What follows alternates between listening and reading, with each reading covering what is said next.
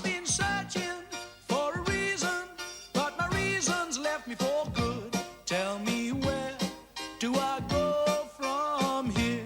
Boom, boom, boom, boom. 'Cause I find my situation always leaves me really in doubt. Tell me, where do I go from here? Tell me, where do I go from here? Right. Which of the following leisure activities do you prefer? A, visit to the cinema. B, go to bingo. C, have a meal out with friends. D, stay at home and watch television. Or E, any other. Any other? If E, please specify. Headley and I, Headley's my husband, we would prefer to go Morris dancing. No, really. We belong to the Hornsey Arts and Crafts Association. We go all over the home counties. Only last week we performed at the West Wickham Flower and Vegetable Show. My word. You know, one of the perks of being a market research interviewer is that occasionally one rubs shoulders with the glamorous world of show business. Oh. Is that it then? Just one more question. Where did you spend your last holiday? At home, Europe, or others? Oh, we always go to the Isle of Man. God knows what that comes under. Headley's half Manx, you see. Half Manx, half human. Got to go. The children are coming out. No, just a minute. I need to know your sex and occupation. Oh, bloody hell! That's the sort of language to use in front of a crocodile of mixed infants.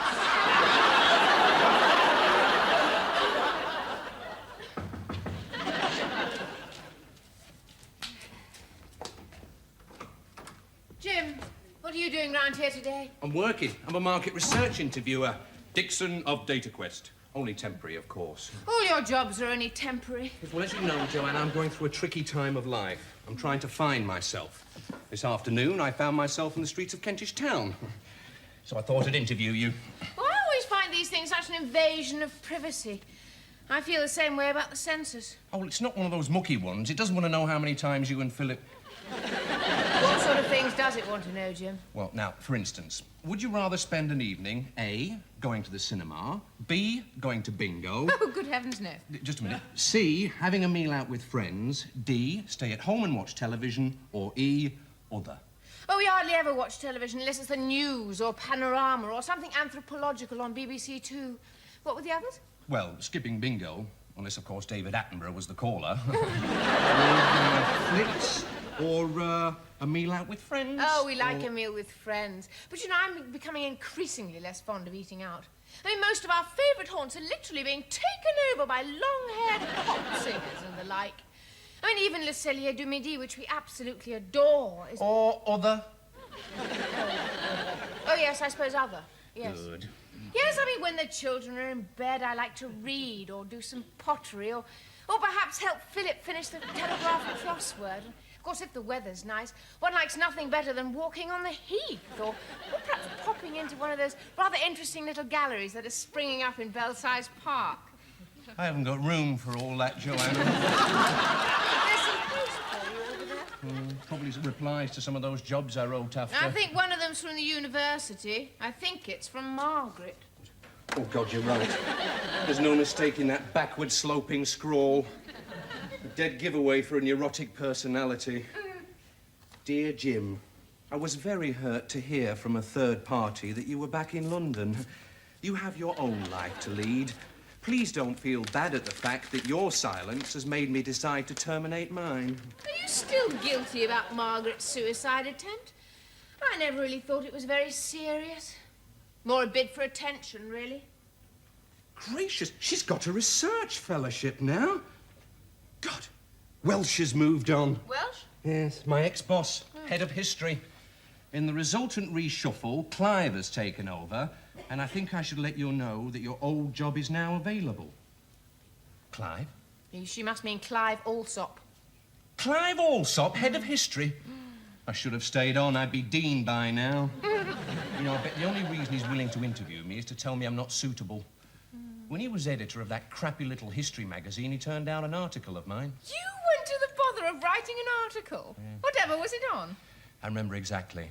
The economic influence of the development of shipbuilding techniques, 1450 to 1485. I loved that title. The first sentence began, in considering this strangely neglected topic...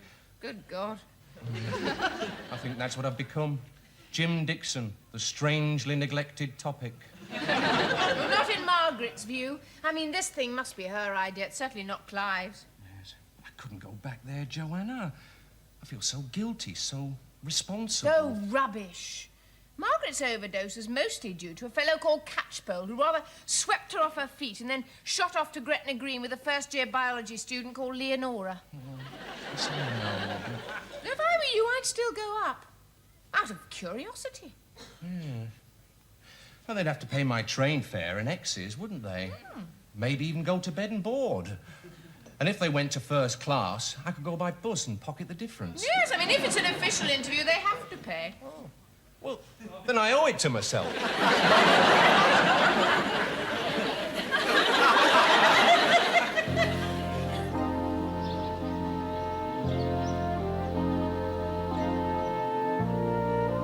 These hallowed walls, these cobbled walkways and shaded cloisters, this ancient monument to tradition and scholasticism, dating all the way back to 1948.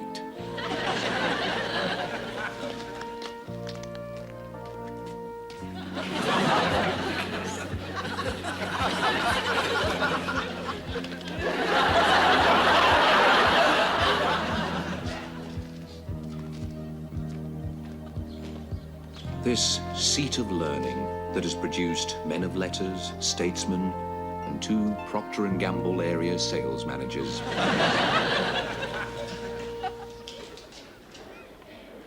As Dixon strolled in from across the sun-dappled quadrangle, his mind raced back to the foreign landscape of his past. That room there, wasn't that the quarters of Jarvis, the stooped, ancient college porter who greeted each new arrival with the same kindly counsel he'd given to generations of rosy-cheeked freshmen? If you're sick on the stairs, you can mop it up yourself.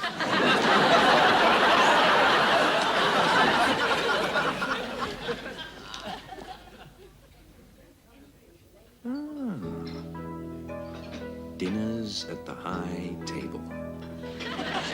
Candlelight casting its mellow glow on the oil paintings which adorned the walls of the great hall. The agreeable murmur of conversation and crystal decanters brimful with double diamond.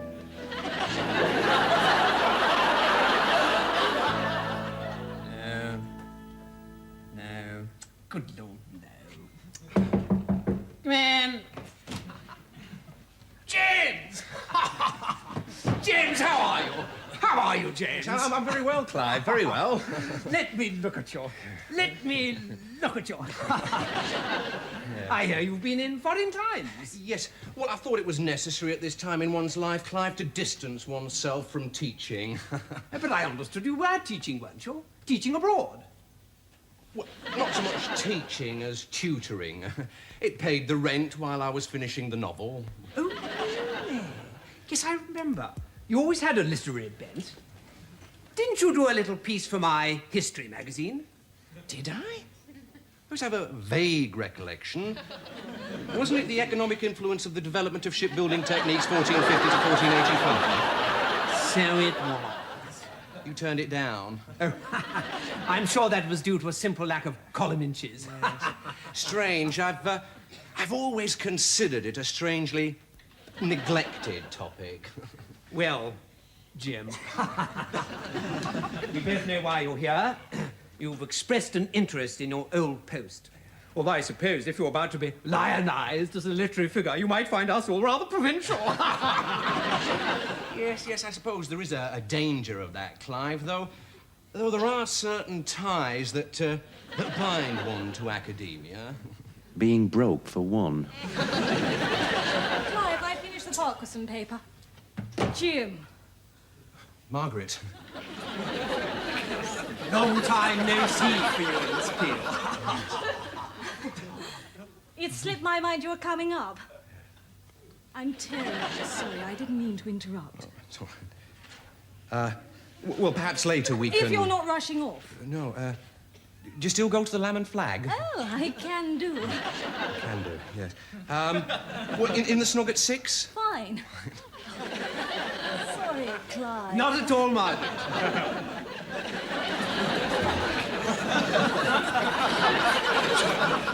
She's looking frightfully well, Margaret, don't you think? Yes, a little more robust than when I left.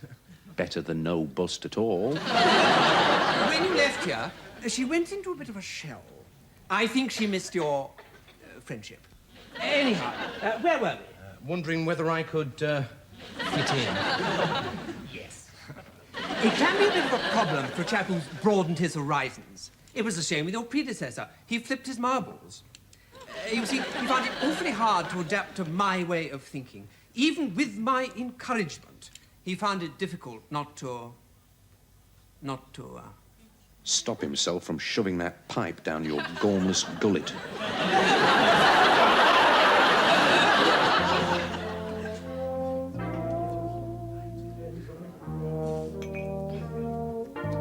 So, how did you two leave it? Well, pretty open-ended, really. I'm sure he'd be happier with you, the devil he knows. The point is, what do you want, Jim? I've never been able to answer that question since I was 11. Must be strange being back here. What is it, a sort of recherche de temps perdu? Yes, it probably is. If I knew what it meant. Remembrance of things past. Ah, yes. Well, same again, gin and bit of... Don't you have a train to catch? Well, I can catch the 10:20. We could go and have a bite to eat if you're not... Oh, no, I'm not. You're not. Is that little bistro still there, the Moulin Rouge? Yes. It means the Red Mill. Yes, yes. We used to go there quite often before. Before? Before we stopped going there. Same again, please, miss. Okay, sir. Yeah. Well. Well, you do look well, Margaret. Do I? Yes. It's wonderful what a bit of blush on can do. Oh, come on now. You look fine, fine. I've never seen you look better. Of course, you didn't see me then. Jim, I'd like to talk about it. It would exorcise a lot of ghosts from the past. Yes, fine. Fine, look, I'll just get the drinks. I don't believe in euphemisms. What we're talking about here is my attempted suicide. 4 and 3, please, sir. Yes. Have one yourself. Should I ring the Moulin Rouge and book Just a table? before or... I went under, I suddenly stopped caring. Keep the change. I've been clutching the bottle of pills like grim death, as if I was holding on to life in a way. But quite soon, I didn't in the least mind going. I felt it didn't matter all that much. Oh, of course it mattered, Margaret. Of course it mattered. Well, thank goodness that chap came up from the flat below and was able to get you to the hospital in time. I suppose so. As I heard it at the time, didn't he come up to complain because you'd left the record player on full blast? Oh. What a bit of luck. I didn't realise you'd heard about it at the time. Well, the thing is, I'd just gone to Holland... Jim. Margaret. While I was in hospital, I was awfully grateful for your tact. Oh, I didn't know I'd been that tactful. You were the only one who realised that I might prefer not to be bombarded with kind inquiries. Game, set, and match to Miss Peel. Try this, Jim. See what you think. I was a bit disappointed. Make yourself useful, Jim. Lay the table. Well, it's very good of you to have me over, Joanna. It's only moussaka and salad. Well, I don't want to put you out. No, we were going to spend our usual evening curled up in front of the box. Don't want to miss the man from Uncle, do we, darling?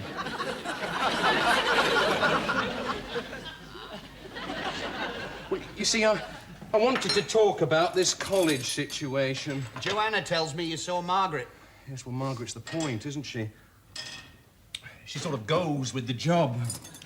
Bit thin, don't you think? Yes, but I wouldn't hold that against her. No, I meant the wine. Now, do pay attention, Philip. Well, I'm sorry. I didn't know I wasn't. So there is a job then, is there, Jim? Apparently, it's there for the asking. How was it seeing her again? Were old flames rekindled? Not at first, no. What do you mean, not at first? Well, I mean, they were after a while. Well, I had to take her for a drink, didn't I? And one thing led to another, and so I took her to this little bistro we all used to go to. Oh, the Moulin Rouge. Did you know? Shut up, Philip. And? What? Oh, and, well, I missed the 10:20, you see.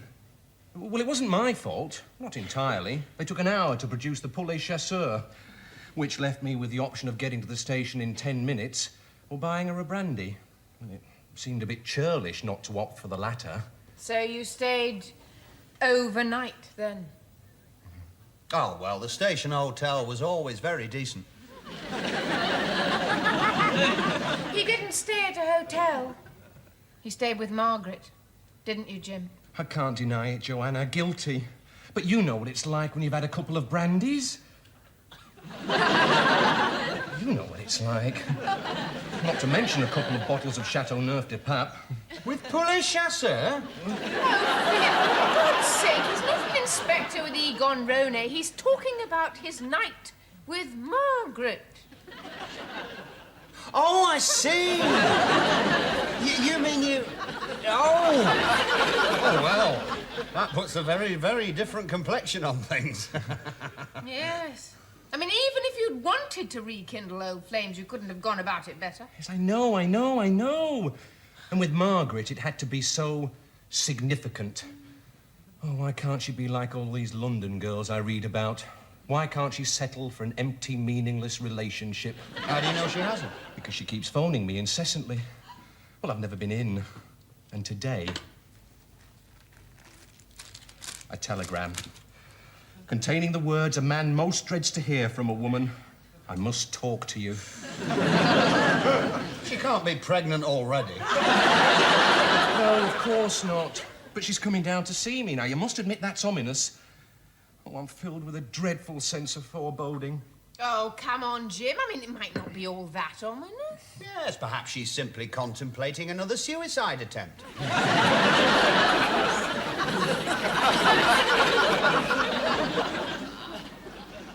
Right. Thank you very much, Mrs. Banyard. Good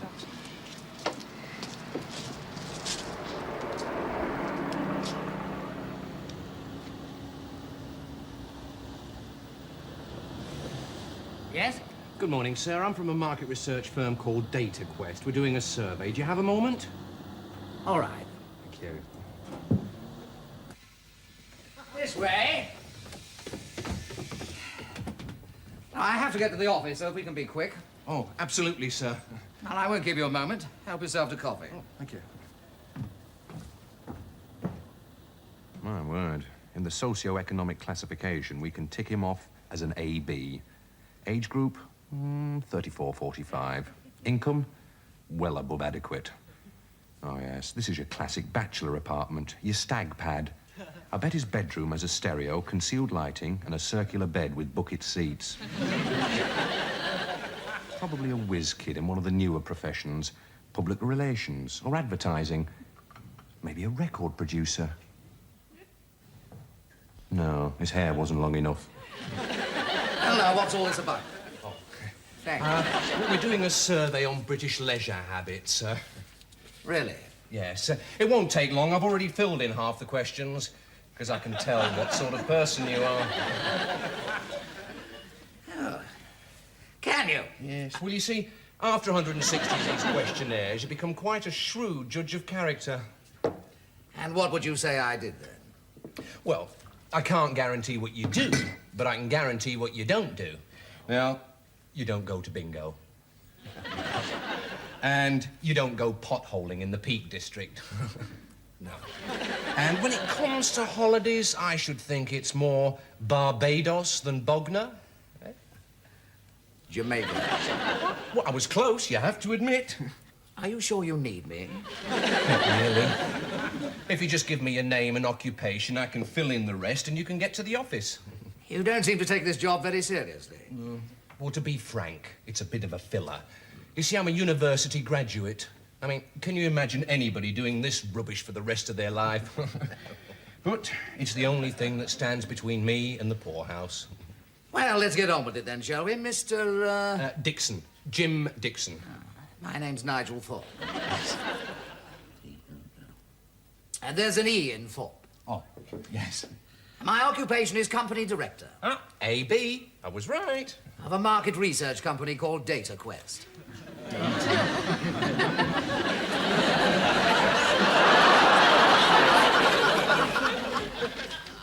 You're fired, Mr. Dixon.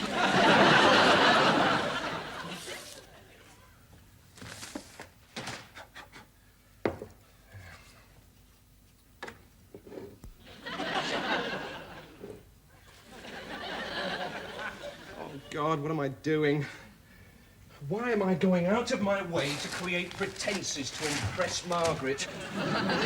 Why have I spent my last 26 shillings on flowers and a bottle of overpriced sherry?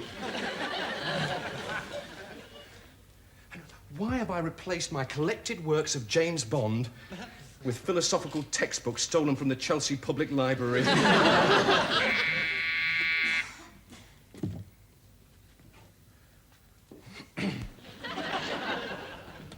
Hello? Jim? Margaret?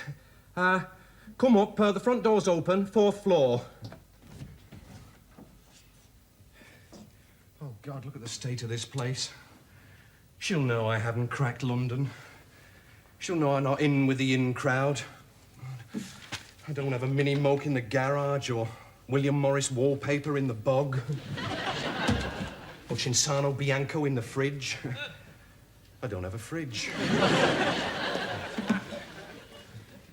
Perhaps I should just succumb to the familiar textures of university life, to the smell of chalk and dust and dog-eared textbooks and dog-eared colleagues. And Margaret.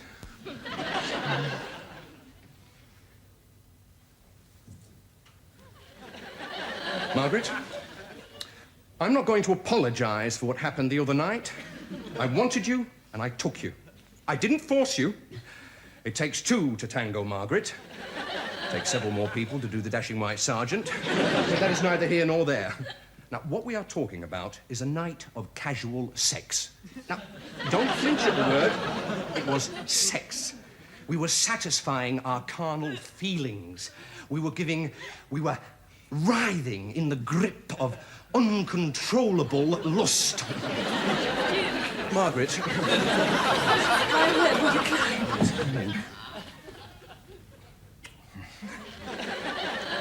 My word, what a nice outfit. Oh, do you really think so? I wasn't sure I could wear green. Oh, yes, green suits you. It goes with your, It suits you. Clive's with me. Clive? Yes, he's gone to look for an off-licence. Thought we might have a bottle of wine. What's Clive doing here? Oh, several of us came down for the weekend for a seminar at Croydon. Studies in ethnomethodology. Heavens, what a lark. I'm in the chair myself for one. Formulations as conversational objects. It's rather nerve-wracking. Yes.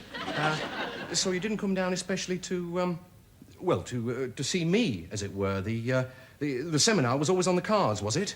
Yes. Ah. And no. I mean, I did especially want to take this chance to see you and, clarify things. Yes. Will Clive be long? He's basically keeping out of the way for a few minutes while we... Clarify things. This is rather difficult for me, James. James? Why is she calling me James? It's Jim. It's always Jim. James? It's worse than I thought. Would you like a sherry, Margaret? Yes, I would rather. Yes, good. Me too. Rather Spartan, your flat. What? Yes, well, I've not had much of a chance to do anything to it, and as I'm not sure I'm staying in London or what. Clive is quite keen that you should join his department. Yes, so I gather. And I think it would be a splendid opportunity. Yes. But life might get a little complicated in the light of... In the light of what, Margaret? Jim. Margaret?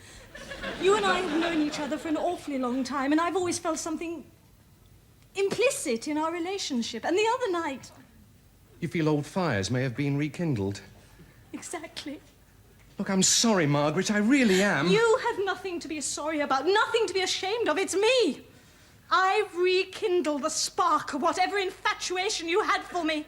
And I had no right. I belong to another. What? Yes. I'm involved with someone else. You're involved with someone else? It was so willful of me to lead you on, to make you expect. Oh, no, Margaret, please, don't. I've hurt you terribly. Que sera, sera, Margaret. Would you like a hanky? I'd like to use the bathroom. Yes, it's on the landing. It's that door there. She's involved with another. Oh, how could she? The rope or slash the wrists? No, the window. Yes. Might make the Evening Standard early edition. Earl's Court man on ledge drama. Yes, should be quite a crowd by 4. Fire brigade, press, clergy, my landlord, television. News at 10 and young Reggie Bosanquet. Dan dan dan dan dan dan dan boom boom boom dan dan dan dan bong. In a classic case of unrequited love, Jim Dixon this afternoon took his life. Bong. Ignoring the appeals of friends, family, clergy, and fans, he committed the last desperate act, and Britain has lost a shining talent. Bong. In a handwritten note found in his room, Dixon said he would have liked to have used gas, but hadn't got a shilling for the meter. Bong. Good evening. Hello. Oh, Clive, come in. The front door was open, so I just came on up. Yes. Bit of a climb. What's this, Clive? Champagne? Well, I thought, not often in the big city. Couldn't be more opportune, more brave. Where's Margaret? But, well, she's, powdering her nose. Oh, should I, do the honours? Yes, of course. Yes. Did you and Margaret, have you had a chance to, Yes? Well, are we drowning our sorrows, or what? Drowning our sorrows? My dear Clive, this is a celebration of the highest order. Yes. I now know what it feels like to be on death row and be granted a last-minute reprieve. Reprieve? Yes. Miss Peel is involved with another. Now, come on, Clive, you know what's going on. Who is the mad bugger? It's me, Dixon. I've been searching for a reason, but my reason's left me for good. Tell me, where do I go from here? Though I'm just a cheerful man who's tried to pass the test, tried to jump the hurdle, but I've always been upset. All this great confusion in this never-ending dream seems to make it difficult. I still proceed, and I'm